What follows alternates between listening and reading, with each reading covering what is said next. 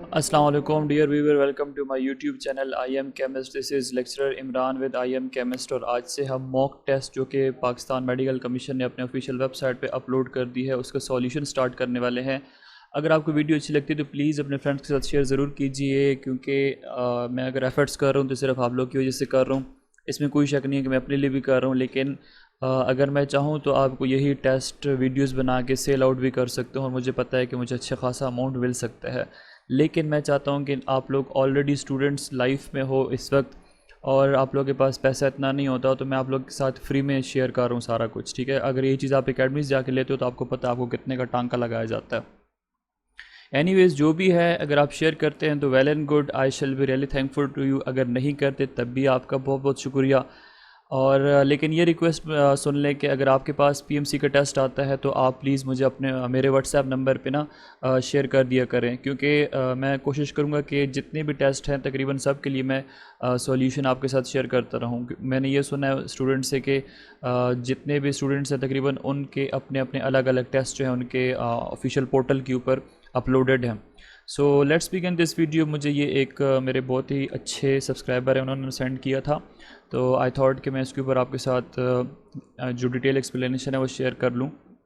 So let's begin this video. I would try my best के इसके अंदर इस टेस्ट को कवर अप करें, अगर नहीं तो फिर इसका एक शायद दूसरा पार्ट जो है उसके अंदर हम जा सकें। First MCQ is what is the mass in gram of 1.69 moles of phosphoric acid.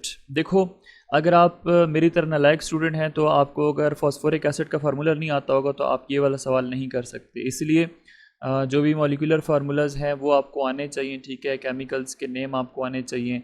अब देखो, फॉस्फोरिक एसिड है तो फॉस्फोरिक एसिड के साथ साथ आप उसका जो मोलर मास है वो भी आना चाहिए, और उसके लिए आपको फॉस्फोरस का एटॉमिक मास भी याद होना चाहिए। हाइड्रोजन का तो याद होगा, ऑक्सीजन का भी शायद याद हो, लेकिन फॉस्फोरस का 31 है। तो ये जो S ब्लॉक और P ब्लॉक एलिमेंट्स हैं इनके मैसेज भी आपको याद होने चाहिए, क्योंकि मेडिकल के स्टूडेंट्स हो या इंजीनियरिंग के स्टूडेंट्स हो तो कुछ ना कुछ तो आप में फ़र्क होना चाहिए ना बाकियों से। तो देखो, आप इसको करोगे 3 multiply by 1 plus 31 plus 4 multiply by oxygen, इससे आपके पास आ जाएगा आंसर 98 ग्राम पर मोल। ऑक्सीजन का होता है कितना 16, तो 4 मल्टीप्लाई बाय 16 हो जाएगा 98 ग्राम पर मोल हो जाएगा। अब हमें एक फार्मूला पता है जो आपको मैंने 2 चैप्टर्स कराए किप्स के, और उसके बाद स्टार एकेडमीज़ के जो MCQs आप कराए थे, मैंने आपको बताया था कि number of moles is equal to mass in gram divide by molar mass. अब नंबर ऑफ़ मोल्स हमें नहीं चाहिए, हमें मास चाहिए, तो इन दोनों को तोड़ फोड़ करके क्रॉस मल्टीप्लाई कर देंगे तो हमारे पास बन जाएगा mass is equal to number of moles multiply by molar mass.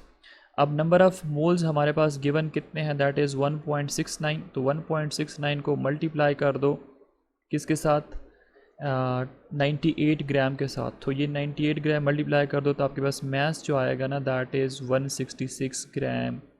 This is the mass of phosphoric acid. So option number D is the right one. अब ये जिसने भी किया मेरे तरह नालायक सा बच्चा था तो उसका गलत हो जाएगा, बल्कि हो चुका है।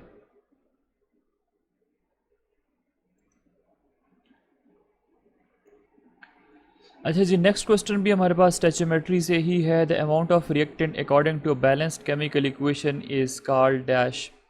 कहता है कि आपके पास कोई बैलेंस्ड केमिकल इक्वेशन आपको गिवन है, उसमें जो रिएक्टेंट का अमाउंट है उसको आप क्या कहते हो, that is known as stoichiometric amount. So option number D हमारे पास यहाँ पे ठीक है। ऑप्शन नंबर ए के अंदर हमारे पास क्या लिखा हुआ है, दैट इज़ थ्योरेटिकल अमाउंट। तो थ्योरेटिकल अमाउंट को हम कैसे डिफाइन करते थे, अगर आपको वो लेक्चर याद हो स्टैचोमेट्री वाला जहाँ पे आपको मैंने पढ़ाया था कि the maximum possible mass of a product that can be made in a chemical reaction. ठीक है, उसके बाद हमारे पास ऑप्शन नंबर बी के अंदर है एक्चुअल अमाउंट। तो एक्चुअल अमाउंट हमारे पास क्या होता है, quantity of a product obtain from a chemical equation. ठीक है, अगर आपके पास रिएक्टेंट है उसको आप प्रोडक्ट के अंदर कन्वर्ट करते हो तो आप उसका केमिकल इक्वेशन लिखते हो, फिर उसकी कैलकुलेशंस करते हो। अब ये प्रोडक्ट जो है इसका मास ले लेते हो, कितना आपके पास ऑब्टेन हो गया, that would be the actual amount of product. उसके बाद आपके पास है लिमिटिंग रिएक्टेंट। अब लिमिटिंग रिएक्टेंट कौन सा होता है, वो जो लेस अमाउंट में होता है, जो सारा के सारा कन्वर्ट किधर हो जाए, प्रोडक्ट के अंदर कन्वर्ट हो जाए, that is the limiting reactant. तो यहाँ पे जो ऑप्शन बनेगा that is option number D, stoichiometric amount.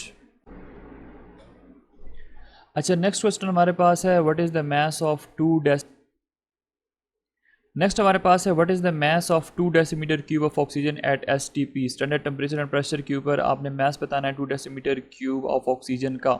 Oxygen के बारे में याद रखें, अगर आप इसको O के साथ करोगे तो गलत हो जाओगे, O2 के साथ करना है। ऑक्सीजन हमारे पास डायमॉलिक्यूलर स्टेट के अंदर एग्जिस्ट करता है। देखो अगर आपके पास एक मॉलिक्यूल है तो वो कितना वॉल्यूम ऑक्यूपाई करता है, दैट इज़ 22.414 डेसीमीटर क्यूब, और उसके अंदर ऑक्सीजन का मास कितना होता है, दैट इज़ 16 + 16 32 ग्राम। अब अगर हमारे पास ये आपको कहता है कि 22.414 डेसीमीटर क्यूब वॉल्यूम है, 414 डेसीमीटर क्यूब आपके पास वॉल्यूम है, उसके अंदर ऑक्सीजन का मास कितना होगा, दैट वुड बी 32 ग्राम, क्योंकि O2 है ना, तो और एक ऑक्सीजन का मास 16 है, दूसरे का भी 16 कर दो तो आपके पास हो जाएगा 32 ग्राम। अब अगर आपके पास ये 2 डेसीमीटर क्यूब वॉल्यूम कितना हो, अगर ये 2 डेसीमीटर क्यूब होगा तो वो कितना मास ऑक्यूपाई करेगा, इन दोनों को आप क्रॉस मल्टीप्लाई कर दो, 32 को 2 से मल्टीप्लाई कर दो और उसको डिवाइड कर दो किसके ऊपर, 22.414 के ऊपर। तो यहाँ से आपके पास जो रिक्वायर्ड या डिज़ायर्ड आंसर है वो आ जाएगा 2.85। Hence option number D is the right one.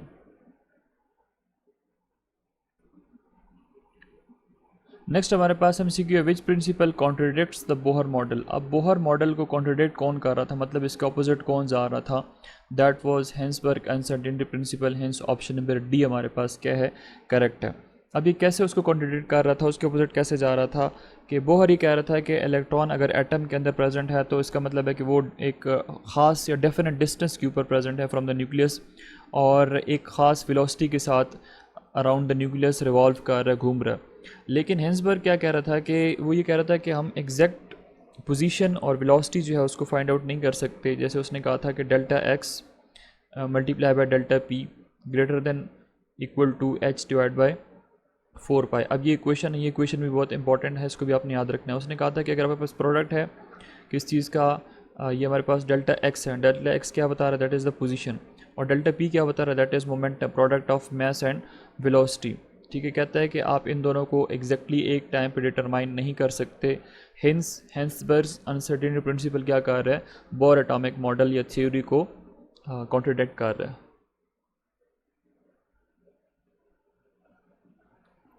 Next हमारे पास है the valence shell electronic configuration of calcium is. अब कैल्शियम का अगर एटॉमिक नंबर नहीं पता होगा तो आप कैसे कर सकते हो, एटॉमिक नंबर इसका 20 होता है, तो हो जाएगा 1s2 2s2 2p6 3s2 3p6 और फिर 4s2, ये 2 ये 8 ये 8 और ये 2, तो 8 + 8 16 + 2 ये हो जाएगा 8 + 8 16 + 2 18 + 2 24s2। Option number D is the right one. Valence shell कहते हैं लास्ट वाला जो शेल होता है, तो लास्ट शेल कौन सा, 4s है और उसके अंदर 2 इलेक्ट्रॉन्स मौजूद हैं। Next question is which of the following atomic orbital has lowest energy.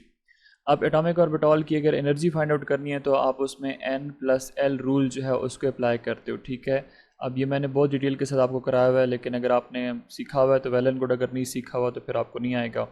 अब यहाँ पे मैं थोड़ा सा इसको दोबारा बता देता हूँ कि l जो है ना, दैट इज़ एज़मुथल क्वांटम नंबर, इसकी वैल्यू होती है 0 1 2 3। s ऑर्बिटल के लिए 0, p के लिए 1, d के लिए 2 और f के लिए 3। n क्या है, this is principal quantum number, ये क्या बता रहा है, शेल नंबर बता रहा है। तो अगर हमारे पास ये है 1s, तो 1s में n + l रूल अप्लाई करते जो आपके पास एनर्जी आती जाएगी। n का मतलब शेल नंबर तो ये 1 है, l की वैल्यू हमारे पास s के लिए कितनी होती है 0, तो 1 + 0 = 0, और सॉरी 1 + 0 = 1।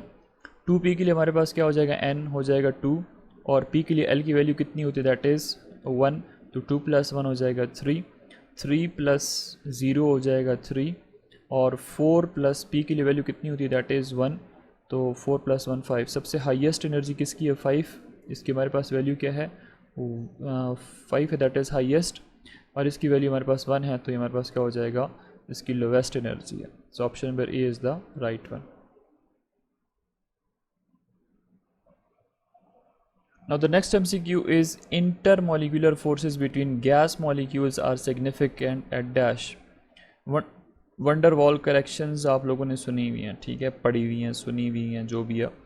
तो उसके अंदर आप लोग क्या पढ़ते हो कि लो टेम्परेचर एंड हाई टेम्परेचर पे जो इंटरमोलिकुलर फोर्सेस हैं वो क्या कर रही होती हैं, एक्ट कर सकती हैं बिटवीन गैस मॉलिक्यूल्स। ठीक है, अगर आप लो टेम्परेचर पे हाई टेम्परेचर दोगे तो मॉलिक्यूल्स क्या करेंगे, बहुत दूर दूर चले जाएंगे। अगर दूर दूर चले जाएंगे तो उनका वॉल्यूम इंक्रीज़ होगा ना, टेम्परेचर इंक्रीज से। टेम्परेचर इंक्रीज से वॉल्यूम क्या हो जाता है, इंक्रीज़ होता है। तो जो गैस के मॉलिक्यूल्स जब एक दूसरे से काफ़ी दूर हो जाएंगे तो इनके बीच में अट्रैक्टिव फोर्सेस हम कह सकते हैं कि वो ना होने के बराबर है। और इसी तरह अगर आप उसका प्रेशर लो करोगे तो तब भी मॉलिक्यूल के गैस के जो मॉलिक्यूल्स हैं सॉरी वो क्या होंगे, काफ़ी दूर दूर होंगे। लेकिन अगर आप टेम्परेचर लो कर देते हो तो मॉलिक्यूल करीब आएंगे। अगर आप प्रेशर ज़्यादा कर ले तो लाइक अगर आपके पास ये कंटेनर है, इसके अंदर आपने गैस रखी हुई है, इसके ऊपर आप प्रेशर अप्लाई करोगे, प्रेशर अप्लाई करने से मॉलिक्यूल्स काफ़ी करीब करीब आ जाएंगे। जब काफ़ी करीब करीब आ जाएंगे इनका वॉल्यूम डिक्रीज़ हो जाएगा, तो ये क्या करेंगे, एक दूसरे के ऊपर इंटरमोलिकुलर फोर्सेस लगाएंगे। Hence option number B is the right one. At low temperature and high pressure intermolecular forces between gas molecules are significant. और ये हमारे पास काइनेटिक मॉलिक्यूलर थ्योरी जो थी उसके कुछ फॉल्टी असम्पशंस में से आते हैं।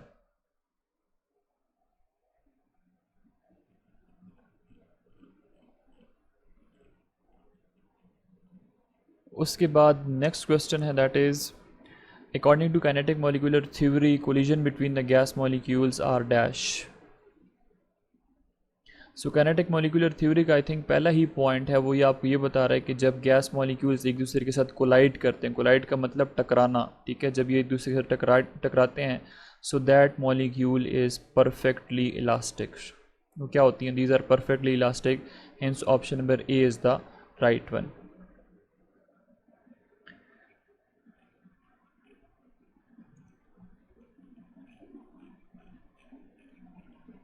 जो मेरे पास सॉफ्टवेयर है इसको मैं फ़र्स्ट टाइम यूज़ कर रहा हूँ, मुझसे सही यूज़ भी नहीं हो रहा, तो जो बीच में जो आपका वो टाइम से ज़ाया हो रहा है ना, उसको आप प्लीज़ अवॉइड करते जाइए। और अगर आप लोगों में से कोई अच्छा सा बच्चा है या बच्ची है तो आप काइंडली इस तरह करें कि ये टेस्ट जब आपके पास आते हैं तो प्लीज़ मुझे ना ये कट करके भेज दिया करें। जिस तरह से लिखा हुआ है क्वेश्चन नंबर 132 to 200, यहाँ से बंदा इसको काट देता है, लाइक मैं आपको बता देता हूँ।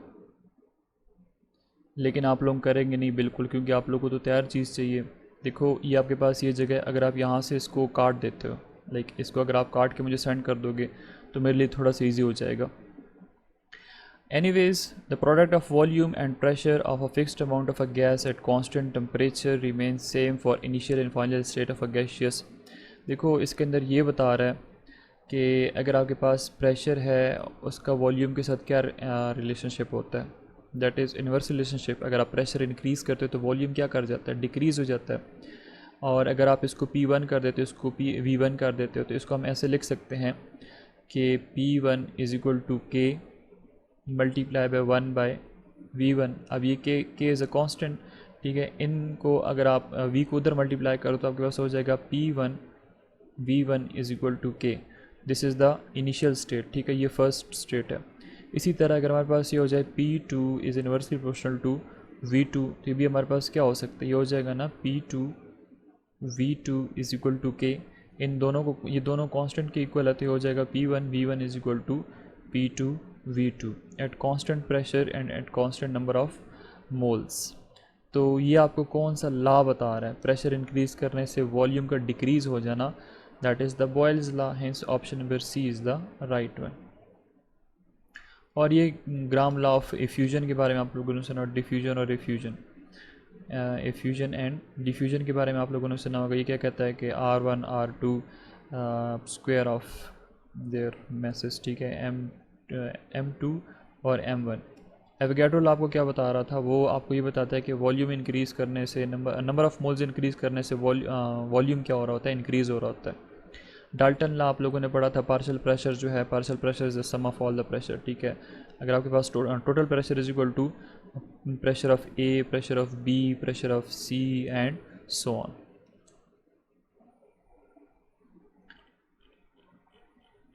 उसके बाद नेक्स्ट क्वेश्चन हमारे पास क्या है, which of the following substance has largest intermolecular forces of attractions. अब इसमें से आपने ये बताना है कि हमारे पास वाटर है, हाइड्रोजन सल्फाइड है, मतलब ये हमारे पास ग्रुप 6A के एलिमेंट्स हैं, ठीक है। ग्रुप 6A के एलिमेंट ऑक्सीजन फैमिली है। अब इनको आप हाइड्रोजन के साथ बाइंड कर दो। अब कह रहे हैं कि इंटरमोलिकुलर फोर्सेस ऑफ अट्रैक्शन सबसे ज़्यादा किसके अंदर होंगी। देखो अगर आपने पढ़ा हुआ है फ्लोरीन के बारे में, अगर आपने पढ़ा हुआ है नाइट्रोजन के बारे में, अगर आपने पढ़ा हुआ है हाइड्रोजन ऑक्सीजन के बारे में, अगर इनके साथ electron deficient hydrogen atom interact कर लेता है और उसको आप डॉटेड लाइन के साथ रिप्रेजेंट कर लेते हो, तो उस बॉन्ड को क्या कहते हो, that bond is known as hydrogen bond. तो अब सल्फ़र हो गया, सिलीनियम हो गया, टोलोरियम हो गया, इनके तो हाइड्रोजन बॉन्ड बन नहीं सकते। वाटर के अंदर हाइड्रोजन बॉन्डिंग होती है which is a strong intermolecular force, और यही हमारे पास राइट ऑप्शन बनेगा, water has strong intermolecular forces या largest intermolecular forces of attractions in the given options.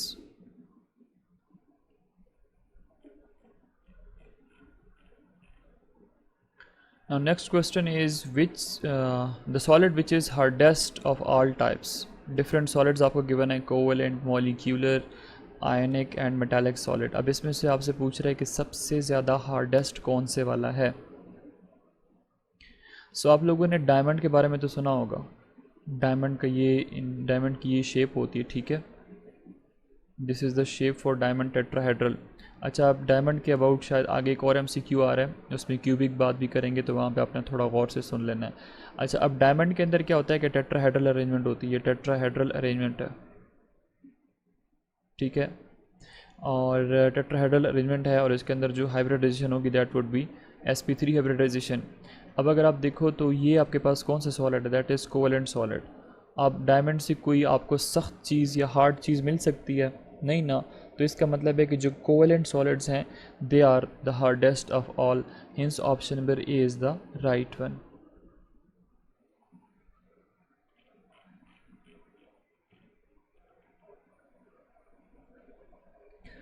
So this is the next question, what shape does diamond and sodium chloride unit possesses?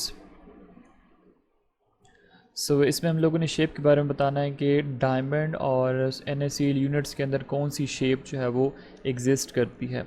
सो याद रखें कि diamond के अंदर आपको वैसे तो आ जाता है कि इसका जो स्ट्रक्चर है दैट इज़ टेट्राहेड्रल, और सोडियम क्लोराइड का तो आपने सुना होगा कि क्यूबिक फॉर्म में है, ठीक है, ये क्या होता है, इस तरह क्यूबिक फॉर्म के अंदर होता है। इसका यूनिट सेल की जो बात करते हो, एक होता है क्रिस्टल लेटिस, और लेटिस का जो छोटा पॉइंट होता है ना दैट इज़ यूनिट सेल। तो same is the case with diamond. Diamond वैसे तो हम कहते हैं कि ये क्या है, इसकी टेट्राहेड्रल अरेंजमेंट है, इस तरह कार्बन जो है वो 4 कार्बन के साथ टेट्राहेड्रली अरेंज होता है, लेकिन अगर आप इसकी यूनिट सेल की बात करते हो तो वो क्या होता है, क्यूबिक फॉर्म में होता है।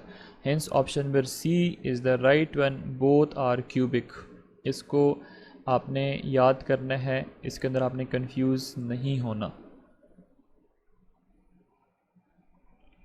Let's move toward the next MCQ। उसमें हमसे क्या पूछ रहा है, weak acid its salt with a strong base produces what. So student, आप लोगों ने बफर सोल्यूशन के बारे में तो सुना होगा, ठीक है। अच्छा, आपको मैं यहाँ पे ना आपके फेसेस पे स्माइल लाने के लिए एक छोटी सी बात बता देता हूँ कि when I was teaching in my class about the buffer solution, so one of my student asked कि सर ये डफर सोल्यूशंस क्या होते हैं। सो आप लोगों ने इसको डफर नहीं बोलना, this is a buffer solution, और इसकी फिर टाइप्स होती हैं एसिडिक और फिर बेसिक, ठीक है। तो एसिडिक के बारे में आप लोग अपने पास नोट कर लें, क्योंकि अगर ये आपको यहाँ पे दे सकता है बेसिक बफर भी, एसिडिक भी, न्यूट्रल भी, तो आप इनसे कुछ भी एक्सपेक्ट कर सकते हो PMC वालों से। देखो, अगर आपके पास वीक एसिड है और उसी का सॉल्ट है, ठीक है, weak acid and its salt with strong base present है, strong base, so that would be acidic buffer. वो कौन सा बफर होगा, एसिडिक बफर होगा, और इसका जो pH होगा ना that should be less than 7। आप लोगों ने वैसे भी ये सुना हुआ है कि अगर आपके पास यहाँ पे 0 है, यहाँ पे 7 है और यहाँ पे 14 है, तो बिलो 7 आपके पास जो सब्सटेंसेस होती हैं वो एसिडिक होती हैं, बिलो 7 अगर pH होता है ना, अगर अबव 7 होता है सो that would B basic substances, उनका pH क्या होता है, ग्रेटर देन 7 होता है, और एग्जैक्टली 7 पे क्या होता है, न्यूट्रल होता है। जैसे प्योर वाटर है, उसका pH 7 है, न्यूट्रल है, ये भी आप अपने पास नोट कर लें, इंपॉर्टेंट MCQ आ सकता है। उसके बाद हमारे पास है दूसरा buffer that is basic buffer. अब बेसिक बफर में क्या होता है कि हमारे पास वीक बेस होता है और उसी का सॉल्ट होता है, weak base and its salt with a strong acid, with a strong acid. For example weak acid में आप ले लो एसिटिक एसिड, और उसी का सॉल्ट लाइक आपके पास यहाँ पे स्ट्रॉन्ग बेस है, स्ट्रॉन्ग बेस आप ले लो सोडियम हाइड्रोक्साइड, और उसी के साथ आप क्या कर दो, एसिटिक एसिड को ट्रीट कर दो।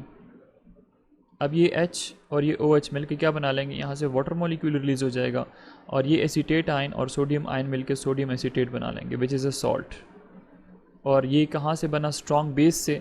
सो ये ले लो और उसके साथ आप क्या ले लो, CH3 C double bond OH acetic acid ले लो और सोडियम हाइड्रोक्साइड।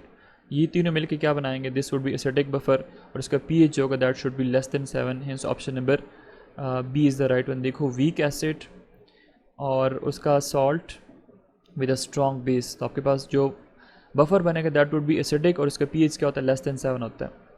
अब हमारे पास जो बेसिक वाला है, बेसिक के अंदर हमारे पास क्या होता है कि वीक बेस हम लेते हैं, लाइक अमोनियम हाइड्रोक्साइड है, सोडियम हाइड्रोक्साइड स्ट्रॉन्ग बेस है, अमोनियम हाइड्रोक्साइड वीक बेस है। उसी का आप सॉल्ट ले लो, लाइक अमोनियम क्लोराइड ले लो। अब क्या ले लो, अमोनियम क्लोराइड। अमोनियम क्लोराइड कैसे बनेंगे, जो आपके पास अमोनियम हाइड्रोक्साइड है, आप उसको स्ट्रॉन्ग एसिड, HCl क्या है, this is a strong acid, इसके साथ आप ट्रीट कर दो तो आप देखोगे कि इससे आपके पास क्या बनेगा, you will get formation of salt ammonium chloride और साथ में क्या बनेगा, वाटर मॉलिक्यूल यहाँ से रिलीज़ होगा। So ammonium chloride is a salt, ammonium hydroxide is a weak base in the presence of HCl which is a strong acid। so ये जो pH, ये जो बफर बनेगा इसका pH ग्रेटर देन 7 होगा और ये बेसिक बफर होगा।